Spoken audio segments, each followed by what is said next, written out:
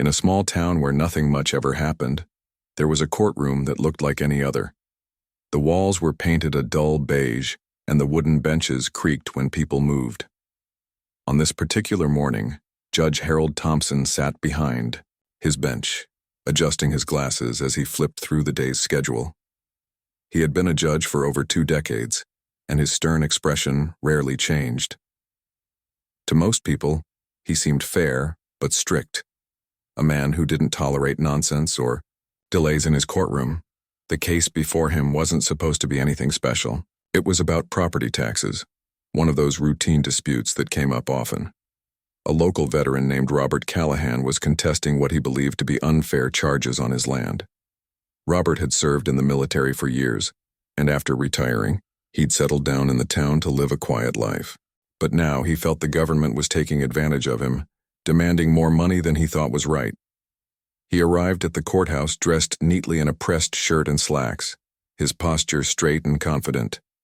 Despite the simplicity of his appearance, there was something about him that stood out. Perhaps it was the determined look in his eyes or the calm way he carried himself.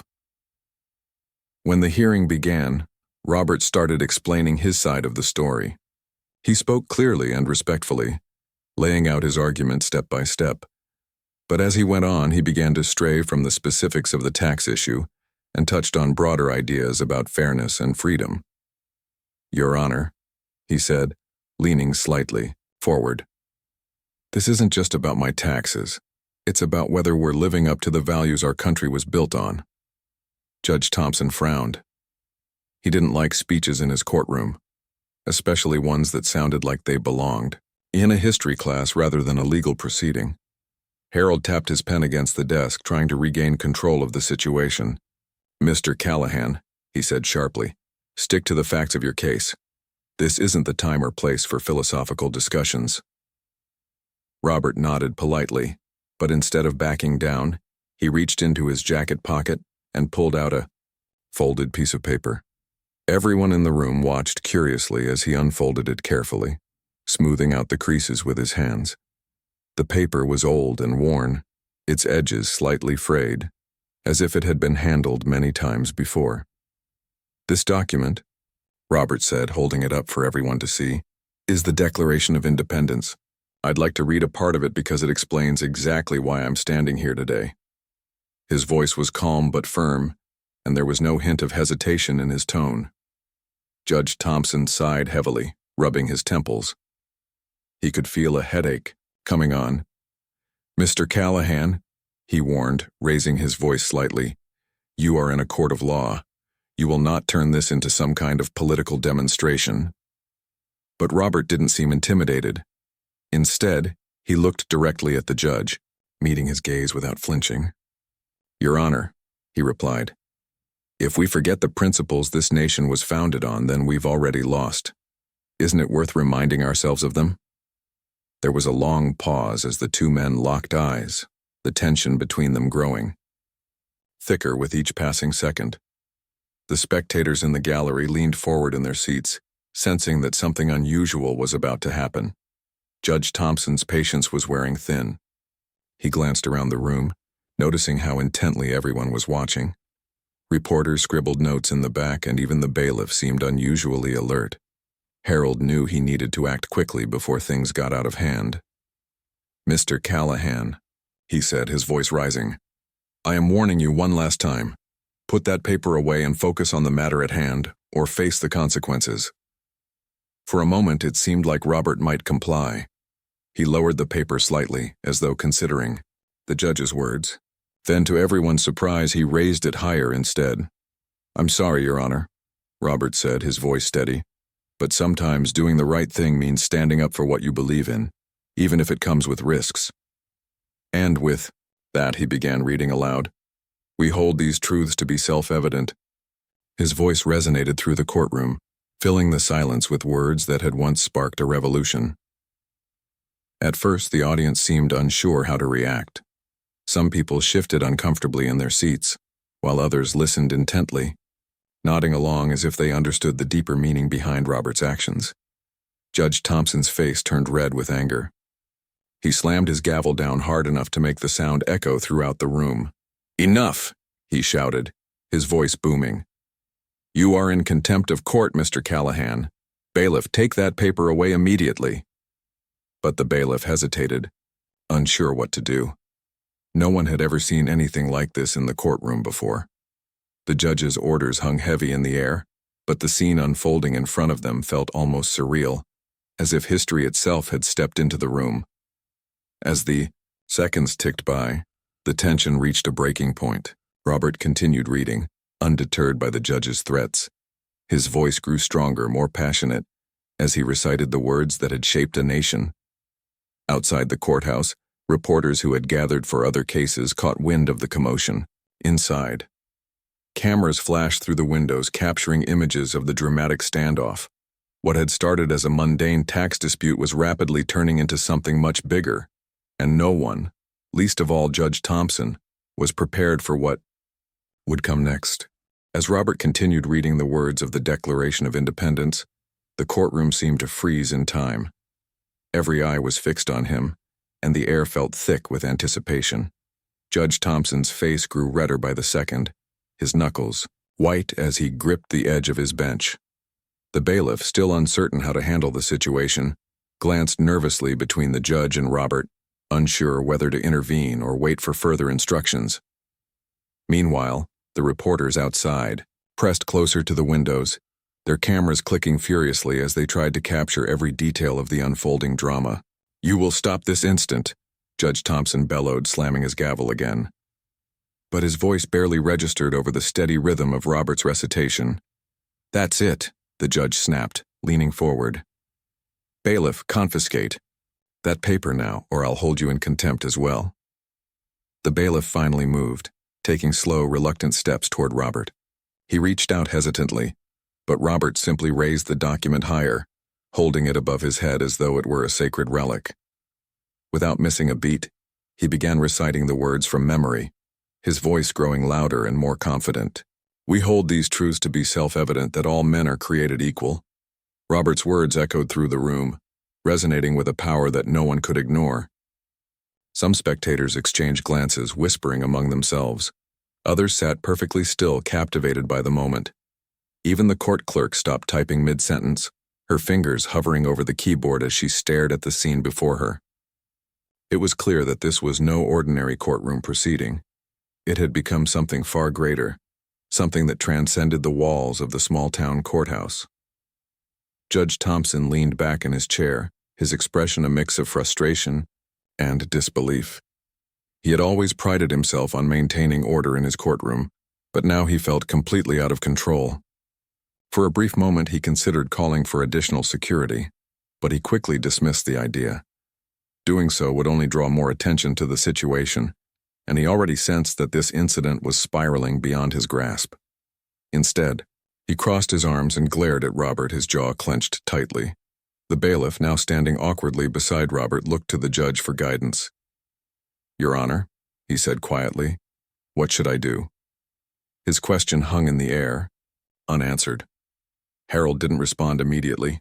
He knew that any action he took would only make things worse. If he ordered Robert to be forcibly removed, it would look like an attack on free speech, a narrative that would surely spread across the news. On the other hand, allowing Robert to continue unchecked would undermine his authority as a judge. Trapped between two equally undesirable options, Harold felt the weight of the situation pressing down on him. Outside the courthouse, the crowd of reporters and onlookers grew larger by the minute. Word of the confrontation had spread quickly, thanks to social media posts and live updates from those inside the courtroom. People gathered around their phones, watching videos of Robert's impassioned reading and debating what it meant. Some praised him as a hero, a man willing to stand up for his beliefs even in the face of authority. Others criticized him for disrupting the legal process, arguing that he was using the courtroom as a stage for personal grandstanding. Regardless of where people stood, one thing was certain. Everyone was talking about it. Back inside, Robert finished reading the passage and slowly lowered the document. The room fell silent, the only sound being the faint hum of the fluorescent lights overhead. For a moment, no one spoke. Then a woman in the gallery stood up and began clapping softly. Others joined in, their applause building into a steady rhythm that filled the courtroom. Judge Thompson's eyes darted around the night room, searching for anyone to restore order. But instead of compliance, he found defiance. Even some of the court staff seemed hesitant to intervene, their expressions revealing a mixture of admiration and uncertainty. Finally, Harold raised his hand, signaling for silence. When the applause died down, he addressed the room in a low, measured tone. "This is not a platform for political statements," he said, his voice carrying a note of weariness. "Mr. Callahan, you have made your point. Now we must return to the matter at hand." But Robert shook his head, his expression calm but resolute. "Your Honor," he replied, "this is the matter at hand. If we lose sight of the principles our laws are based on, then nothing else matters." The judge sighed deeply, rubbing his temples again. He realized that continuing the hearing under these circumstances would be pointless. The atmosphere in the courtroom had shifted entirely, and there was no way to bring it back to normalcy. Reluctantly, he declared a recess, ordering everyone to leave the room until tempers cooled and focus could be restored. As people filed out, many stopped to shake Robert's hand or offer words of encouragement. Reporters swarmed him, bombarding him with questions, but he remained composed, answering briefly and politely before stepping outside. Once the courtroom was empty, Judge Thompson sat alone at his bench, staring at the gavel in front of him. He replayed the events in his mind, wondering how everything had gone so wrong. What had started as a routine tax dispute had turned into a national spectacle, and he couldn't shake the feeling that he'd handled it poorly. Outside, the buzz of excitement continued, with news vans arriving and crowds gathering to catch a glimpse of Robert. Harold knew that this incident wasn't over, not by a long shot, and deep down, he feared that it might change his life forever. As the courtroom emptied, Judge Harold Thompson sat alone, staring at the empty space where Robert Callahan had stood just moments before. The silence was heavy, broken only by the faint ticking of the clock on the wall. Harold's mind raced as he replayed the events over and over again. He couldn't stop thinking about how quickly the situation had spiraled out of control. What was supposed to be a straightforward hearing had turned into something completely unexpected, something that now felt larger than life. He leaned back in his chair, his hands clasped tightly together. For the first time in years, Harold felt uncertain. He prided himself on being a fair and impartial judge, someone who followed the rules without wavering. But today he wondered if he had made a mistake. Had he been too harsh? Should he have let Robert finish reading? These questions gnawed at him, and for the first time in his career, Harold felt the sting of doubt creeping in. Outside, the noise from the growing crowd grew louder, a constant reminder that this incident wasn't confined to the walls of the courthouse. Meanwhile, outside the building, Robert Callahan was surrounded by reporters and curious onlookers. Cameras flashed as microphones were thrust toward him, each journalist eager to get a quote or a soundbite. Robert remained calm, his demeanor steady and composed despite the chaos around him. He answered their questions patiently, explaining why he had chosen to read the Declaration of Independence in court. "It's not just a piece of paper," he said, holding up the worn document for everyone to see. "These words remind us of who we are and what we stand for. They're meant to guide us, even when we forget." His answers resonated with many people, and soon videos of his statements began circulating online. Social media platforms lit up with reactions, some praising Robert as a modern-day patriot, while others criticized him for disrupting the legal process. Debates erupted across forums and comment sections, with users passionately arguing both sides. Within hours, hashtags like #ForingStandWithRobert and "Our Freedom in Court" trended nationwide, drawing even more attention to the story. Local news stations sent crews to cover the event, and national outlets picked up the story, turning it into a topic of conversation across the country. Back inside the courthouse, Harold tried to focus on the next case on his docket, but his thoughts kept drifting back to Robert. He couldn't ignore the fact that this incident had already gone beyond his control. Reporters were camped outside waiting for any statement he might give. His phone buzzed constantly with calls from colleagues and superiors asking for updates. Some offered support, telling him he had done the right thing by maintaining order. Others expressed concern, warning him that the public backlash could harm his reputation. Harold knew they were right, but their advice didn't make him feel any better. By late afternoon, the pressure became too much to bear. Harold decided to hold an impromptu press conference, hoping to explain his side of the story and clarify his actions. He walked out of the courthouse, flanked by 2 assistants, and stepped onto a small platform set up for the occasion. Dozens of reporters immediately swarmed him, shouting questions and snapping photos. Harold raised his hand to signal for quiet, and after a few moments, the crowd settled down enough for him to speak. "I want to address the events that took place earlier today," he began, his voice firm but tinged with exhaustion. "As a judge, my duty is to ensure that proceedings in my courtroom remain orderly and focused on the law. Mr. Callahan's decision to read the Declaration of Independence was inappropriate for the setting, and I acted within my authority to stop it."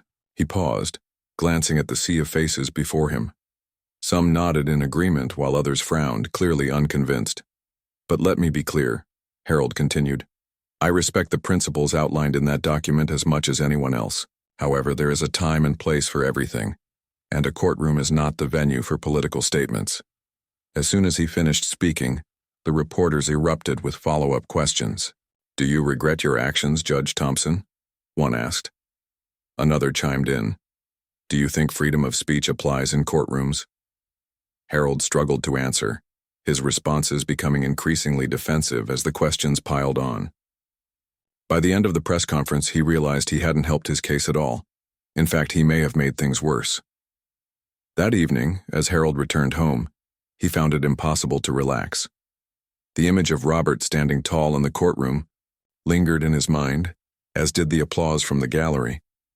He turned on the television, flipping through channels until he landed on a news report covering the day's events.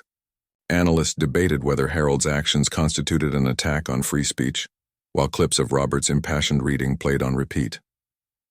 Watching it all unfold, Harold felt a pang of regret. He hadn't intended to spark such controversy, but now he couldn't escape the reality of what he had done. Across town, Robert sat in his modest living room, scrolling through messages on his phone. Friends, family, and even strangers had reached out to express their support. Some thanked him for standing up for his beliefs, while others shared stories of their own struggles with unfair treatment. Robert felt humbled by the outpouring of encouragement, but he also knew that the fight wasn't over. His original tax dispute still needed resolution, and he was determined to see it through, not just for himself, but for others who might face similar challenges. As night fell, the town buzzed with excitement. Conversations about the courtroom showdown dominated dinner tables, coffee shops, and social gatherings. People debated the meaning of freedom, the role of authority, and whether Robert's actions were justified. While opinions varied, one thing was certain. The events of that day had left a lasting impression on everyone involved, and the ripple effects were only beginning to spread. The next morning, the small town woke up to find itself at the center of a national conversation. Newspapers ran headlines about the courtroom showdown, and talk shows invited experts to weigh in on the debate. Some praised Robert Callahan as a symbol of courage, while others criticized him for using the legal system as a platform for his views. Judge Harold Thompson's name was everywhere, too, often mentioned alongside accusations of stifling free speech. The once quiet courthouse now felt like the stage for a much larger drama, one that showed no signs of calming down anytime soon. Inside the courthouse, things were tense. Court staff whispered nervously about what might happen next. Would protesters show up? Would more people try to bring political statements into the courtroom?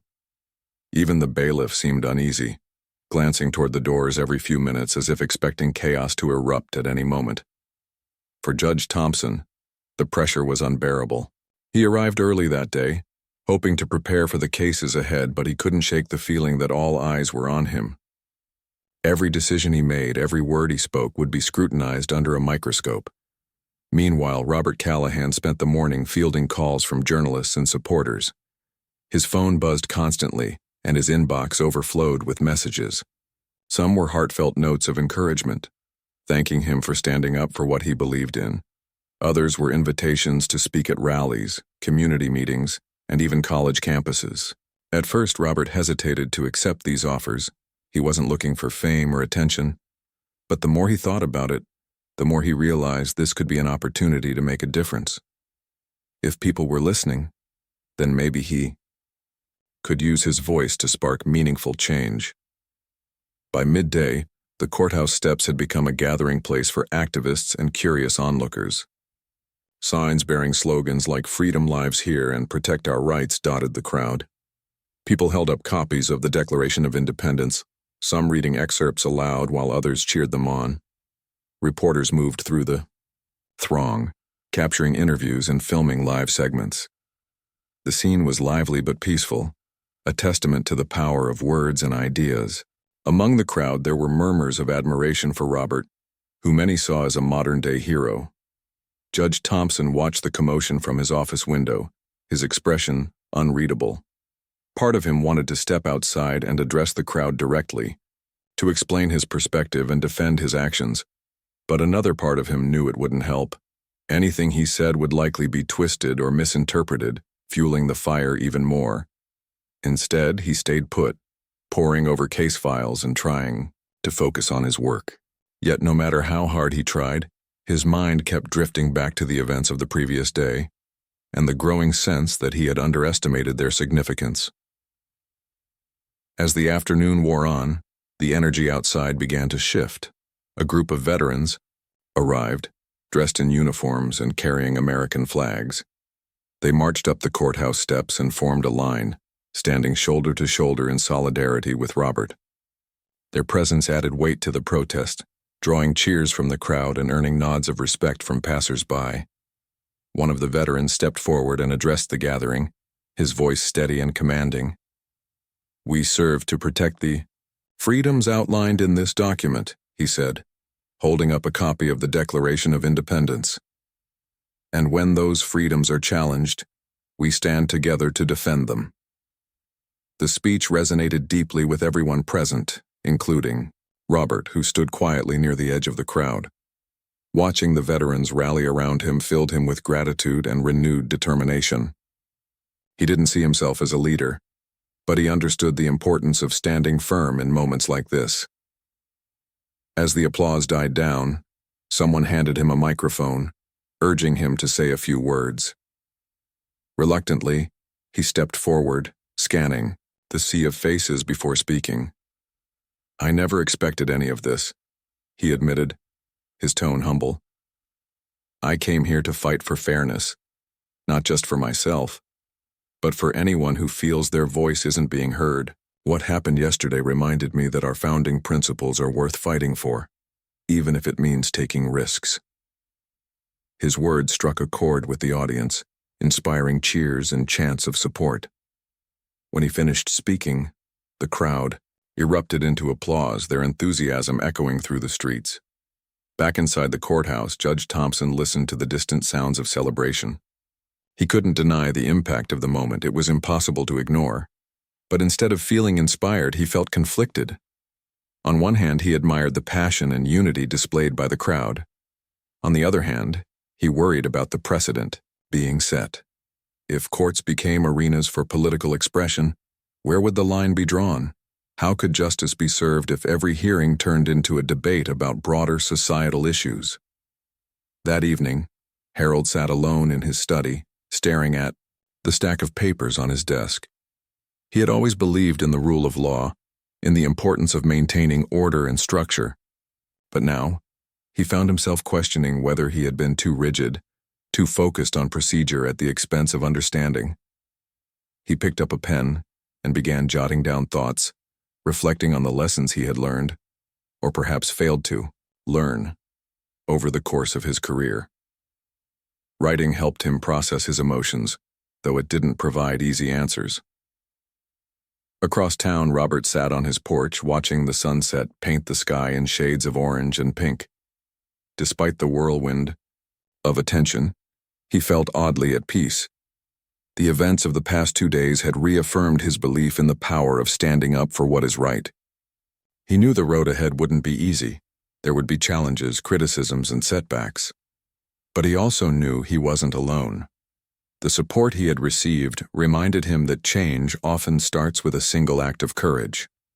And as he looked out at the horizon, he allowed himself to hope that maybe, just maybe, his actions had planted a seed that would grow into something greater than he could have imagined.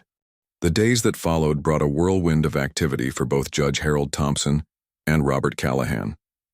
The story of their courtroom confrontation continued to dominate headlines, sparking debates across the nation. People were divided in their opinions. Some saw Robert as a champion of freedom, while others viewed him as someone who had disrespected the legal process. For Harold, the scrutiny was relentless. Every move he made, every decision he announced, in court was analyzed and criticized. It felt like the entire world was watching, waiting to see how this chapter would unfold. Harold tried to return to his routine, focusing on the cases scheduled for the day. But it wasn't easy. Reporters lingered outside the courthouse hoping to catch a glimpse of him or gather new details about the ongoing controversy. Inside, the atmosphere remained tense. Lawyers whispered among themselves, speculating about whether Harold's judgment might be affected by the pressure. Even the defendants and plaintiffs seemed more cautious, as if they were unsure what to expect from a judge who had suddenly become a public figure. Despite the chaos, Harold did his best to remain professional. He called the first case of the IHE morning, determined to prove that his courtroom was still a place of order and fairness. Yet it was impossible to ignore the lingering tension. During one hearing, a young woman representing herself hesitantly referenced the Declaration of Independence in her argument. Harold interrupted her immediately, reminding her that the courtroom was not a forum for political statements. The woman apologized and quickly changed her approach, but the incident left Harold feeling uneasy. Had he overreacted? Was he being too strict because of what had happened with Robert? Meanwhile, Robert's life had transformed in ways he never anticipated. Invitations poured in from all over the country, requests to speak at rallies, conferences, and even schools. At first, he turned most of them down, wanting to stay focused on his original tax dispute.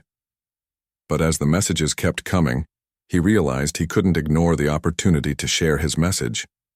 Each invitation represented a chance to remind people of the importance of standing up for their rights and holding leaders accountable. One evening, Robert accepted an invitation to speak at a local community center. The room was packed with people of all ages eager to hear what he had to say. As he stood at the podium, he felt a mix of nerves and excitement. "I didn't plan for any of this to happen," he began, his voice steady. "I just wanted to make sure my voice was heard. But sometimes doing the right thing means stepping out of your comfort zone, even if it comes with risks." His words resonated deeply with the audience, many of whom nodded in agreement or scribbled notes as he spoke.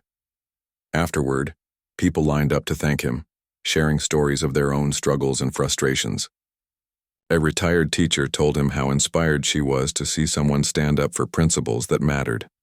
A college student asked for advice on how to get involved in activism without feeling overwhelmed. Listening to them, Robert felt a renewed sense of purpose. This wasn't just about his fight anymore. It was about empowering others to speak up too. While Robert embraced his newfound role as a symbol of resistance, Harold wrestled with his conscience. Late at night, after the courthouse emptied and the reporters went home, he sat alone in his study reflecting on everything that had happened.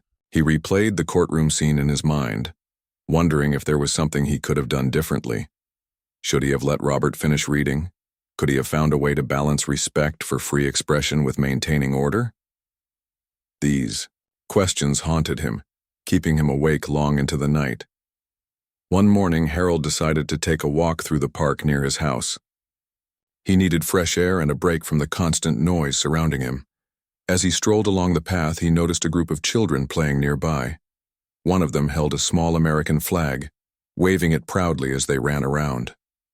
Watching them, Harold felt a pang of nostalgia. He remembered learning about the Declaration of Independence in school, the excitement of understanding its meaning for the first time.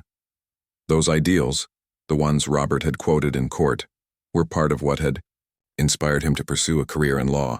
Somewhere along the way, he realized, he had lost sight of that inspiration. Later that week, Harold received a letter from a former colleague who had read about the incident in the news. The letter was brief, but thoughtful. Sometimes, it read, "The greatest lessons come from moments of discomfort.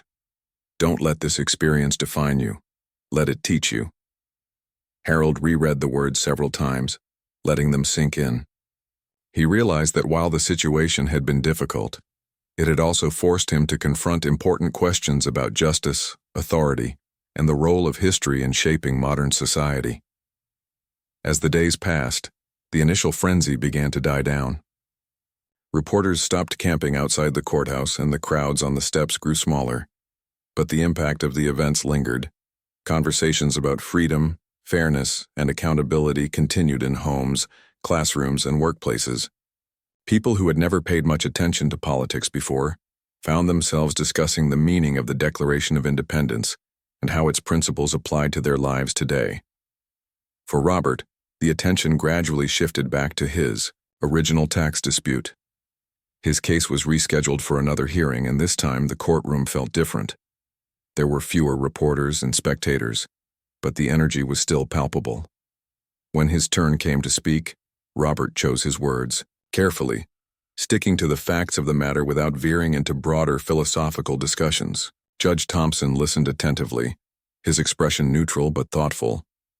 When the hearing concluded, Harold announced that he would need more time to review the evidence before making a decision. It wasn't the resolution Robert had hoped for, but it was progress, and that was enough for now. That evening, as Harold drove home, he found himself thinking about Robert. He admired the man's determination and courage, qualities that reminded him of why he had become a judge in the first place. Maybe, he thought, the two of them weren't so different after all. Both were fighting for justice, albeit in very different ways. And perhaps, Harold realized, there was room for both perspectives in the pursuit of a fairer society. The town returned to its usual rhythm, but the memory of the courtroom showdown remained etched in everyone's minds. For some, it was a reminder of the power of standing up for one's beliefs. For others, it was a lesson in balancing tradition with progress. And for Harold and Robert, it was a turning point, a moment that challenged them to grow, reflect, and ultimately strive for something greater than themselves. Weeks turned into months, and the small town slowly returned to its quiet rhythm. The courthouse resumed its usual routine, with cases being heard and decisions made without much fanfare. But the memory of that dramatic day lingered in the hearts and minds of those who had witnessed it. For Judge Harold Thompson and Robert Callahan, life had changed in ways they never expected. Though their paths rarely crossed after the incident, the lessons they learned from that confrontation continued to shape them, and in turn, the community around them. Harold found himself approaching his work differently. He still valued order and procedure, but he began to listen more closely to the people who came before him. Whether it was a young mother fighting for custody of her child or an elderly man disputing a parking fine, Harold made an effort to see beyond the legal arguments and understand the human stories behind them. He realized that justice wasn't just about following rules. It was also about fairness, empathy, and recognizing the dignity of every individual. One afternoon, during a particularly emotional case involving a family dispute, Harold surprised everyone by taking a moment to address the room directly. "The law exists to serve us," he said, his voice calm but firm. "But sometimes we must remember the values that guide it, the same values our nation was founded on." It was a subtle nod to the events of the past, one that didn't go unnoticed by those familiar with the story. Some spectators exchanged knowing glances, while others simply nodded in agreement. Harold didn't elaborate further, but the message was clear. He had grown as a judge, and he was determined to carry that growth forward. For Robert, the aftermath of the courtroom showdown brought both challenges and opportunities. His tax dispute eventually reached a resolution, though not exactly in his favor. The court ruled that while the government's assessment was indeed high, it fell within acceptable limits. Still, Robert walked away with a sense of satisfaction. knowing he had stood his ground and forced officials to reconsider their stance. More importantly, he gained something far greater than a legal victory, a platform to share his message. Over time, Robert became a regular speaker at local events, schools, and community gatherings. He talked about the importance of civic engagement, encouraging people to educate themselves about their rights and responsibilities as citizens. His speeches were simple yet powerful, filled with anecdotes from his own life and reflections on the principles outlined in the Declaration of Independence.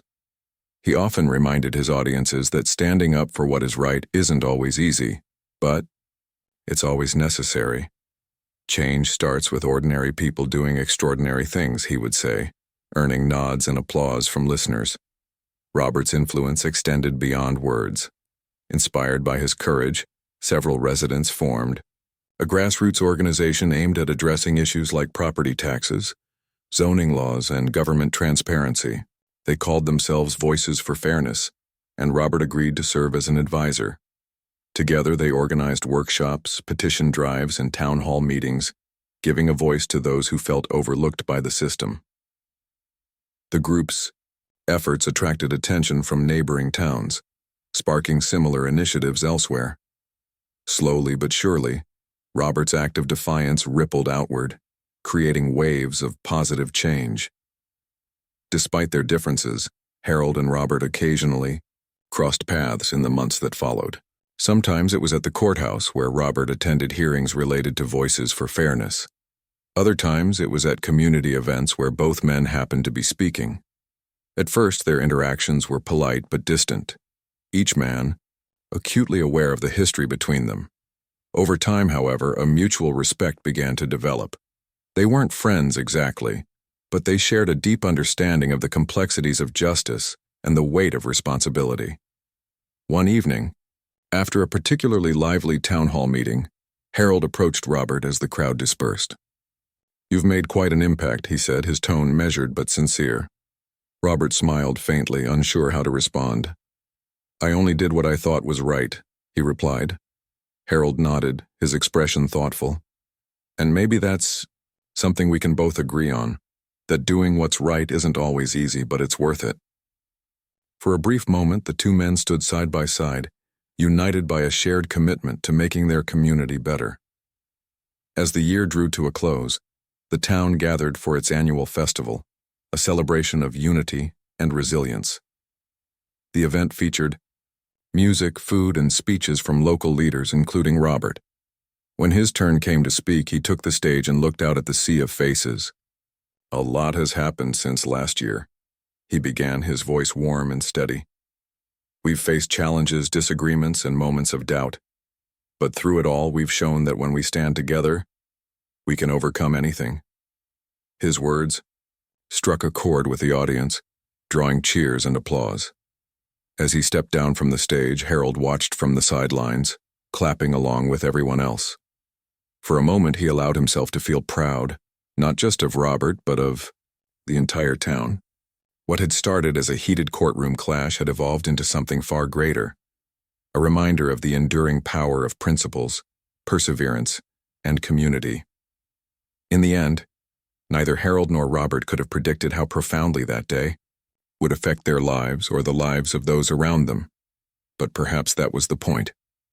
Sometimes the most meaningful changes begin with a single act of courage, a willingness to stand up for what you believe in, even when the odds seem stacked against you. And sometimes those acts inspire others to do the same, creating a chain reaction of hope and progress that stretches far beyond what anyone could have imagined. As fireworks lit up the night sky over the festival grounds, Harold and Robert stood apart, but connected by an unspoken bond. Both men knew they had played a part in shaping the future of their town and perhaps in some small way the future of their country. Neither was perfect, and neither claimed to have all the answers. But together, through their actions and choices, they had proven that even in the face of conflict, there is always room for growth, understanding, and reconciliation.